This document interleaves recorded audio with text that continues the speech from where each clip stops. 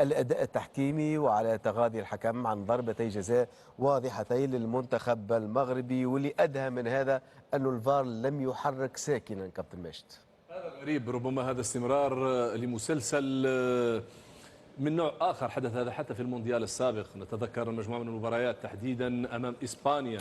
ما الذي حدث؟ كيف سرقت نقط المباراة لتنتهي المباراة على إيقاعات التعادل؟ ربما أهل الاختصاص أنتم أدرى في حالتين.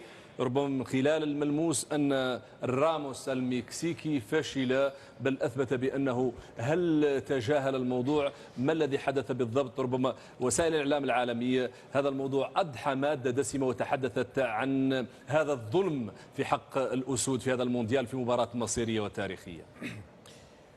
نحب نقولوها، خلينا نسميو الاسماء يعني كان هناك تخوف من وصول المغرب للنهائي او عدم رغبه في وصول المغرب. يعني ينجم يخطئ الحكم، لكن الفار وينه اليوم؟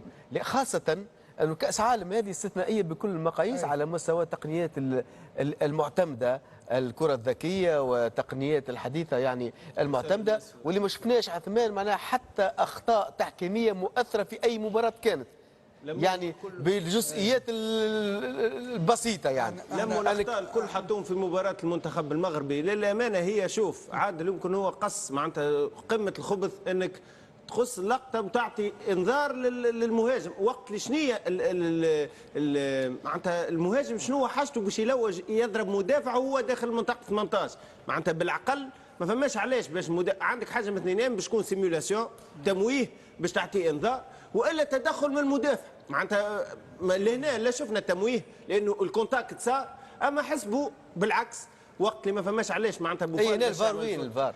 لهنا عاد ما قلت لك تلموا الكليكا الفار حتى في اللقطه الثانيه ما فماش حتى وقوف في استشاره نتاع فار، ما فماش ما شفناش معناتها للاسف.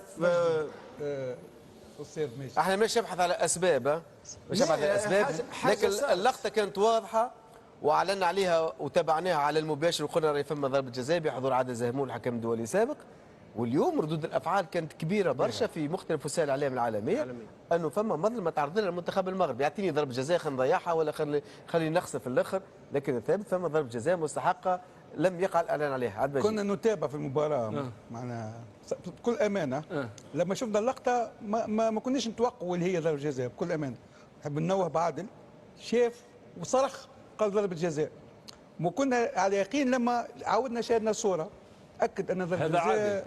لا عادل هو عادل لا لو كان معنا مباشره كلمت عادل زهمول يتفرج معنا هنا، قلت ضرب جزاء ولا قال ضرب جزاء ما في حد شيء. احنا تابعناه من بعد ولكن اكدنا لما كنا هنا في الاستوديو. ثم حتى اللقطه الثانيه حكام عطاو ضربه جزاء على مسك لاعب، وتشوماني مسك عمل له اسقطوا تشوماني اسقطوا على الارض. معناها حتى ضربه جزاء ثانيه في حديث. شوف يا عادل انا شوف الفيفا ضربه جزاء و6 شهور حبس. اي يا عادل الفيفا سابقا عطات كؤوس عالميه للمنتخبات. نتذكروا 66 اهدت الكاس اللي ظلمت في المانيا، ضربت المانيا وفرنسا 98. اعتقد ثم تعليمات على ان المنتخب المغربي حده للمنتصف النهائي، ما يوصلش للنهائي. نأكد لان ممكن لو وصل المنتخب المغربي باش تكون ضربه قويه للفيفا وحتى للعالم اجمع، لان العالم اجمع من الاول كان ضد ان قطر تنظم الكاس العالم. وتصور انت منتخب عربي يكون موجود في كاس العالم، هذا ليس في مصلحه الفيفا والعالم الغربي. ممكن اعلق بجمله في الكلام اللي قلته بانه المغرب وقطر وجهان لعمله الابهار في هذا المونديال. هذا هو صحيح.